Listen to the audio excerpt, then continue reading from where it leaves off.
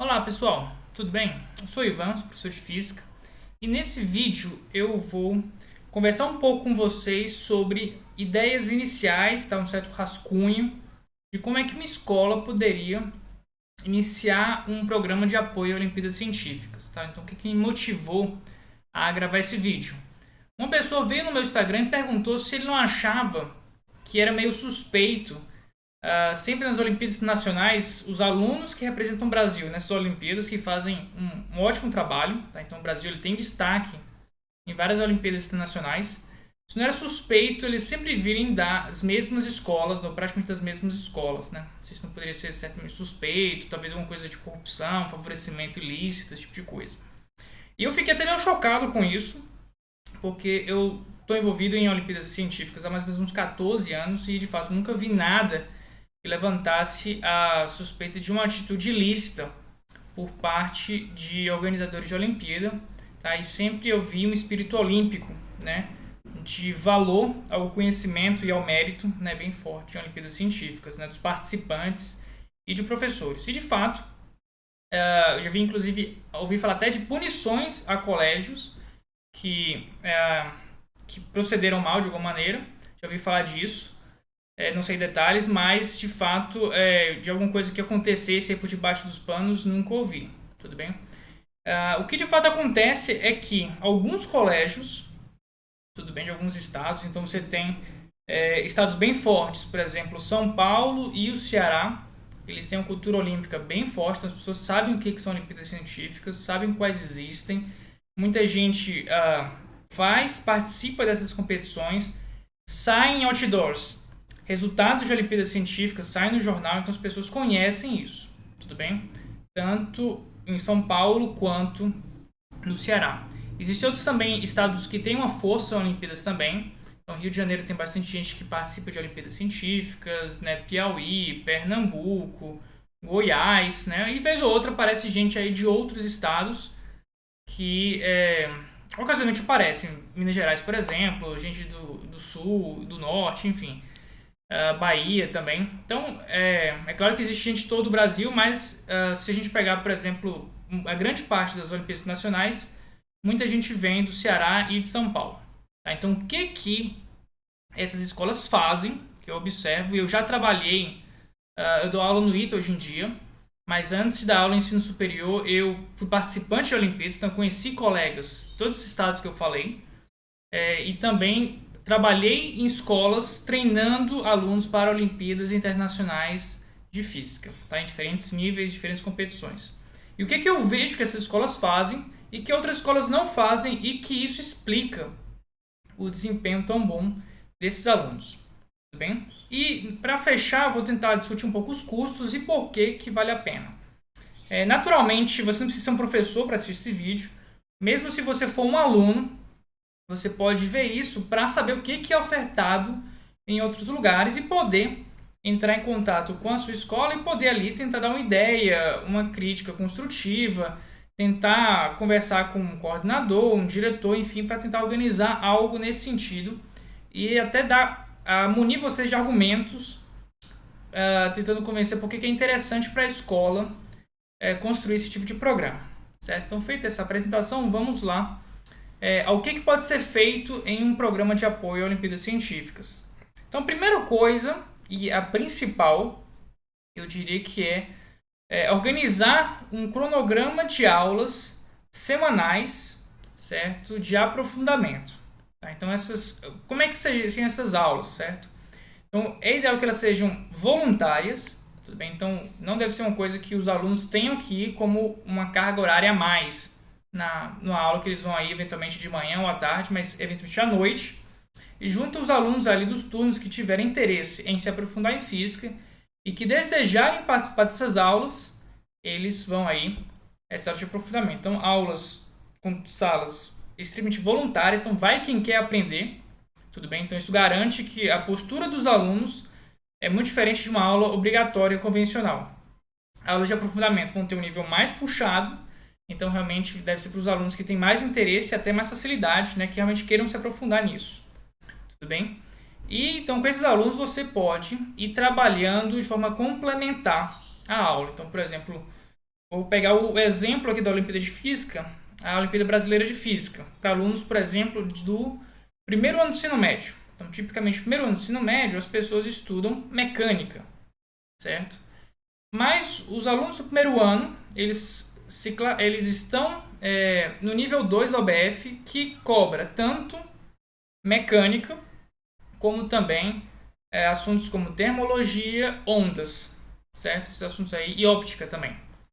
Então, o aluno ele pode optar por diferentes questões e para só mecânica, mas ele vai ter que fazer questões difíceis de mecânica.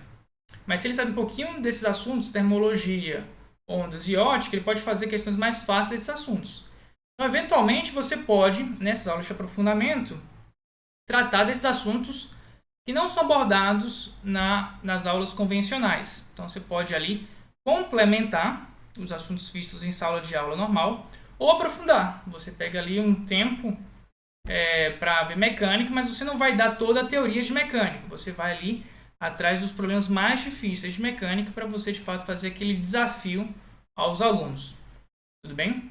E aí, naturalmente, se você estiver falando de um colégio que tem um foco de Enem, né, que é um nível mais raso, você pode usar esse tempo aí de aprofundamento para apresentar problemas de um nível superior, certo? Problemas mais sofisticados, aí tem uma bibliografia vasta. Por exemplo, você pode recorrer ao Física em Nível Olímpico, que lá, na parte final, que é meu livro, lá na parte final tem toda uma bibliografia de problemas e livros de alto nível para quem quer se preparar em Física em Nível Olímpico. Tudo bem? E também, essas aulas de aprofundamento, elas não precisam ser essencialmente teóricas. Elas também podem ser experimentais. Então, há Olimpíadas como a OBF, que em certos níveis existe uma prova experimental, com análise de erros, algoritmos significativos, né, realização de medidas. Então, o colégio pode oferecer também uma preparação em laboratório. Né? E se você tiver alguma dificuldade em como é que eu ensino física experimental, você pode aí conferir a playlist que eu tenho aqui no canal de física experimental. Tem vários e vários experimentos, inclusive teoria, né, de tratamento de erros, esse tipo de coisa, propagação de incerteza, enfim.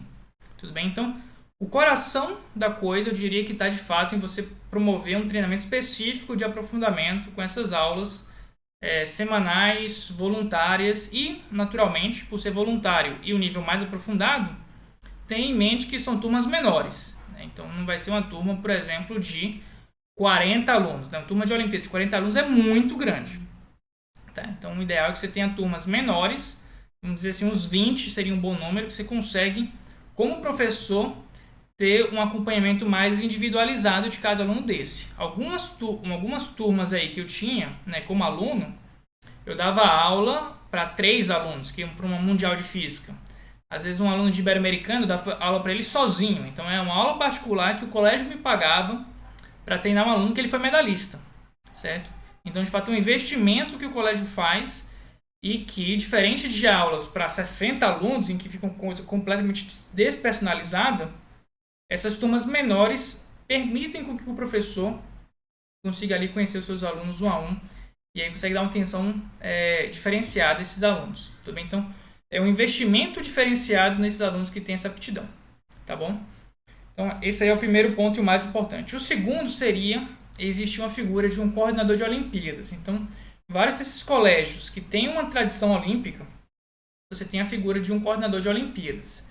Então, qual que seria o papel desse coordenador? Né, de fato, organizar esse preparamento aí de Olimpíadas, um calendário, né, quando é que vem as Olimpíadas A, B, C, D, certo? Então, acompanhar esse calendário de Olimpíadas, fazer modificações nesses calendários de aulas para preparar uma semana mais intensa de física antes da OBF, uma semana mais intensa de química antes da Olimpíada de Química, de biologia, de matemática e por aí vai. Tá? Então, organizar esse calendário de Olimpíadas, garantir que os alunos sejam informados de quando haverão as provas. Isso aí parece trivial, mas não é. Tá? Existem várias Olimpíadas, dezenas de Olimpíadas, então acompanhar todos os calendários não é uma tarefa tão imediata assim. Existem várias Olimpíadas que cobram taxas com prazos de inscrição e eu sou hoje em dia coordenador estadual da Olimpíada Brasileira de Física.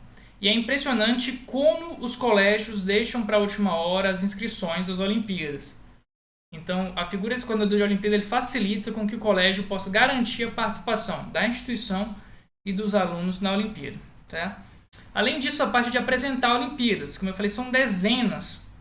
E algumas delas têm limite de idade. Né? Então, por exemplo, a UBC, que classifica para a Olimpíada Internacional Júnior de Ciências, a IJSO, ela tem um limite de 15 anos. Então, o aluno que queira participar dessa Olimpíada tem a janela aí até 15 anos. Isso aí pode diferenciar de aluno para aluno, se for mais adiantado ou não por idade. Tem na JSO aluno desde o 9º ano de ensino fundamental, como até o 2º ano de ensino médio.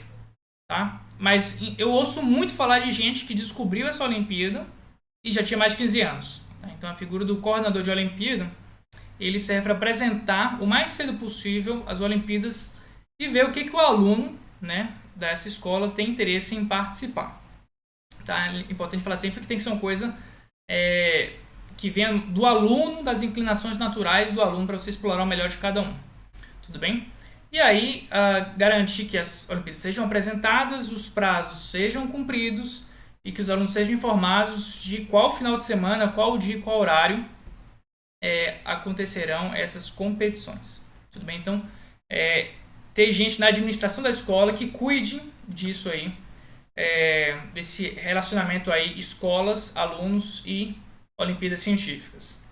3, que é um ponto que também eu vejo que muitas escolas tendem a ser bastante refratárias a isso, é a questão da flexibilização de calendário. Tudo bem? Então, muitas escolas, dessas que eu falei que têm uma tradição olímpica, elas reconhecem que essas atividades têm um valor acadêmico importante e que elas devem, à medida do possível, facilitar com que esses alunos participem dessas Olimpíadas. Tudo bem? Isso tanto fornecendo treinamento, quanto eventualmente, vai ter uma Olimpíada no final de semana tal e é importante para tal aluno. E tem uma prova na véspera dessa Olimpíada. Né? Então, por que não deixar com que o aluno faça essa prova do colégio depois, na semana seguinte? Tá? Então, deixa a Olimpíada acontecer e dá alguns dias para o aluno se preparar e fazer essa Olimpíada como uma segunda chamada. Tá? Como se tivesse faltado a prova no dia convencional e faz a segunda chamada. Então, muitos colégios impõem bastante dificuldade nesse tipo de coisa para os alunos e outros não. Outros enxergam na Olimpíada uma oportunidade desse aluno se desenvolver e, na medida do possível, né, é claro que você não vai poder liberar de todas as provas e o aluno só se dedicar a Olimpíadas. É até bacana que isso pudesse acontecer. Tá? Então, mas, à medida do possível, você pode ir tentando aliviar e até reconhecer, por exemplo, participação de Olimpíadas, desempenho em Olimpíadas como nota para trabalho, enfim. Então, isso é uma coisa que eu deixo a cargo de cada professor ou colégio, tá? Para tentar facilitar aí essa burocracia, né, de ensino dos alunos. Então, lembrando que em uma escola nós deveríamos estar mais atentos ao desenvolvimento do aluno, né, isso em termos de educação, do que a meros rituais de ensino e preenchimento de boletins e formulários, né? Esse tipo de coisa. Tudo bem? E, por último, né, um quarto ponto que eu vejo que essas escolas fazem é no dia da prova.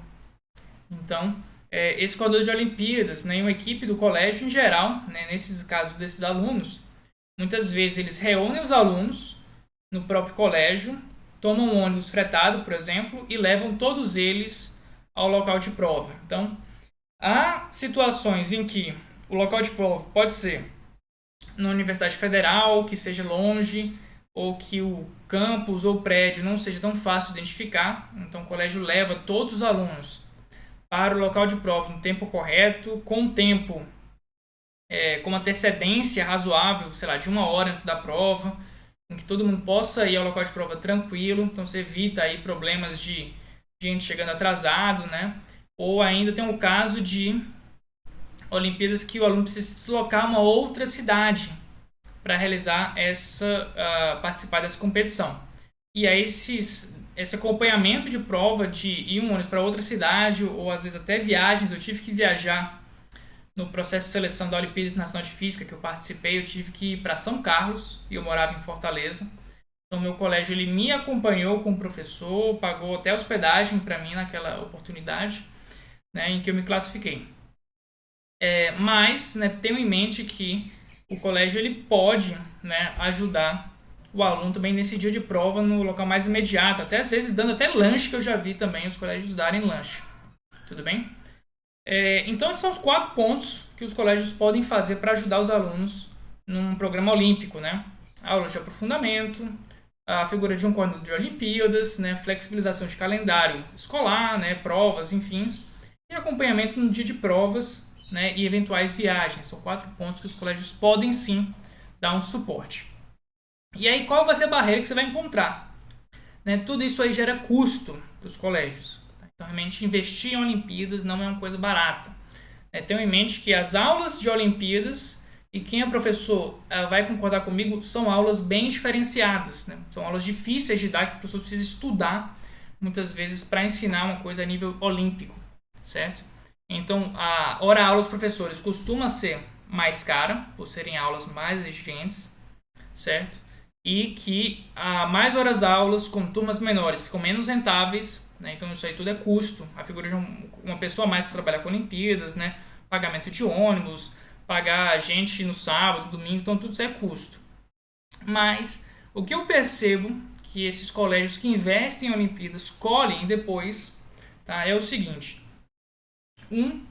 Essas Olimpíadas científicas elas têm profundas consequências, né, na formação dos alunos. Tudo bem? Então, eu acho que assim, desse mainstream educacional, né, a figura das Olimpíadas Científicas é o que mais traz os alunos para cima de uma certa mediocridade, de vamos tirar nota e vamos passar de ano e vamos fazer ali o feijão com arroz. Então as Olimpíadas Científicas elas jogam o aluno a tentar encarar desafios e tentar ser o melhor possível. Tudo bem? Então tem essa contribuição de fato uma Olimpíada, esse espírito olímpico de procurar o melhor de si aplicado aí às ciências. Tá? Então isso aí contribui para um projeto pedagógico educacional. Além disso, em termos de investimento e retorno financeiro, é claro que os colégios podem explorar, em termos de marketing, os resultados das Olimpíadas. Certo? Então, como eu falei, de onde eu venho, do Ceará, você tem banners, outdoors e anúncios do jornal com o desempenho das escolas em Olimpíadas Científicas. Tudo bem? Então, você pode retornar em termos de marketing para a escola. E, por fim, que é o caso da grande parte das escolas, tem um foco acaba sendo em vestibular, né? Para ser bem direto aí para todo mundo. E o fato é que muita gente me pergunta às vezes se a Olimpíada não pode atrapalhar. Mas eu tenho um vídeo aqui no canal também sobre relação entre Olimpíadas e vestibulares. E a minha impressão, o que eu falo para alunos mais novos, tá, que estão entrando agora no ensino médio e estão preocupados se pode atrapalhar ou não a participação de Olimpíadas com os vestibulares, enfim, é o seguinte: façam Olimpíadas, façam essas provas, participem delas nos finais de semana, invistam esse tempo, se exponham a problemas de alto nível, nem que vocês vão fazer uma Olimpíada e vão para praticamente zerar, né? Então isso acontece com muita gente, porque o que está te falando é o seguinte: você precisa estudar mais, você precisa aprender mais. O que você está vendo ali na escola, o feijão com arroz, não é o suficiente, tem outras coisas a serem conhecidas. Então isso aí só vai te agregar, só vai te expor a aprender mais. E no final do ensino médio, quando você chegar no terceiro ano ali, você vai estar um cara com uma casca grossa, alguém que conhece provas de alto nível, que tem até costume de fazer provas longas. E quando você encarar um Enem da vida, você vai tirar de letra ou qualquer outro vestibular de alto nível que você tenha intenção em fazer. Tudo bem? Então você não vai se arrepender enquanto estudante. E o colégio que investir nesse tipo de atividade vai poder estimular os seus alunos e ter uma turma ali de alunos de alto nível que possam fazer vários vestibulares. E assim, não é só passar, é passar em primeiro lugar, que eu quero dizer, tá? Porque a formação que você vai ter em termos científicos, em termos de formação, em estratégia de prova, em ritmo, em nervosismo, em psicológico, né, vai ser completamente diferenciada, tá bom? Então, gente, é isso aí que eu tinha a dizer para vocês. Espero que esse vídeo, essas palavras que eu compartilhei com vocês agora possam ajudar colégios a criarem esses programas de incentivo aí às Olimpíadas Científicas e também abrir os horizontes de alunos a essas possibilidades que vocês podem receber, seja no colégio de vocês ou seja em outros colégios similares aí e munir você de argumentos a tentar convencer as suas respectivas instituições de ensino a darem esse tipo de apoio a vocês. Tudo bem? Então, muito obrigado pela atenção de vocês. Se você gostou desse vídeo, curte aqui, compartilha, se inscreve no canal. Eu citei vários outros vídeos que são, de alguma forma, relacionados a esse assunto e que eu acho que você vai ter bastante coisa interessante aqui no canal. Muito obrigado pela atenção e até a próxima. Tchau, tchau.